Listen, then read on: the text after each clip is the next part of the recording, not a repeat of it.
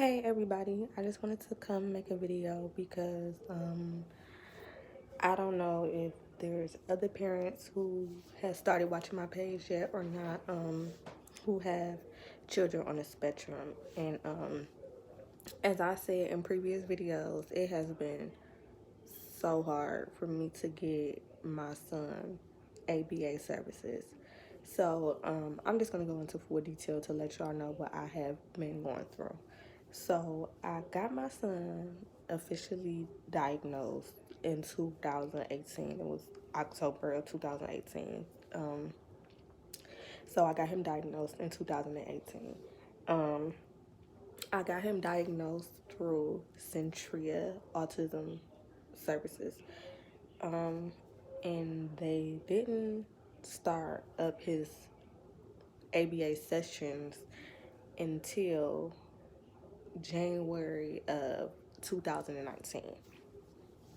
So anybody who knows about autism or anything like that, you know that it takes so long to get diagnosed, get evaluated. You have to do hearing tests, you have to do vision tests. Like, it's just a whole big process. So it was about a 3-month wait for us to actually get his ABA services, rolling. So once we got the ABA services started, everything was going good. We had a great technician. We had a great BC. So, everything was going good for us. So my technician actually ended up leaving the company. So once she left the company, like, everything went downhill. It was just so crazy because since me and the technician actually grew really close, and like my son loved her, like it was just like the best experience.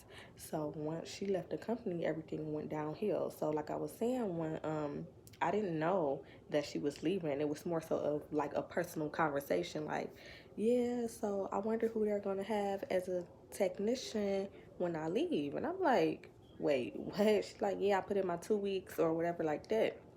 This is my last week. I'm like, what? Nobody told me that. So instantly once she left, I called the supervisor, and I'm like, hey, I just technician just left. I just talked to her, and she said that this is her last week. Like, what's going on? And was anybody going to tell me, like, is my son going to get a new technician? Like, I mean, we waited 3 months to get this technician, so like, what's about to go on? And the supervisor's like, well, I was gonna call you on Thursday and let you know I was trying to find you a technician. And I'm like, Thursday? So you're gonna wait till the end of the week to let me know that she's not gonna be here next week? So I'm like, okay.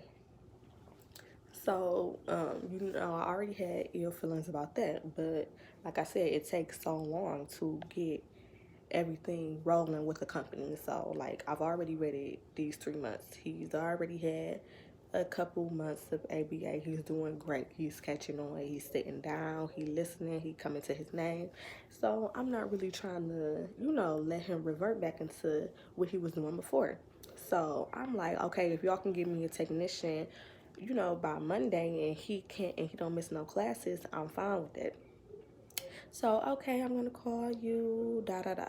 So, Friday come, and she's like, okay, I found somebody. I'm gonna send her out to the house on Tuesday. Is that okay? And I said, yes, that's okay. So, Tuesday comes, she sent this lady to my house. She don't have no iPad. She don't know nothing about my son's case. She barely knows his name. She don't know his age. She didn't know how to even operate with a child on the spectrum. So, as a parent, you start asking questions. So I'm like, so what is your qualifications for this? Well, and she was bragging. She's like, yeah, they did this. They paid for me to get my test. They paid for me to get my classes. See, yeah, at first I was just watching my grandkids, and now I can come and I can get me a little check. And I'm like, wait, pause. So that was the conversation that she was telling me how she got into the company. And then I'm also watching how she's interacting with my child. So they like my son, you know, autism, kids with autism, they can't sit down for too long. And like I said, my son, he was 1 at the time.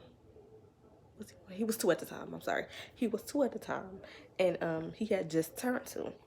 So him sitting down, he he just turned 2 years old. He not gonna sit down anyway if he wasn't on the spectrum, you know.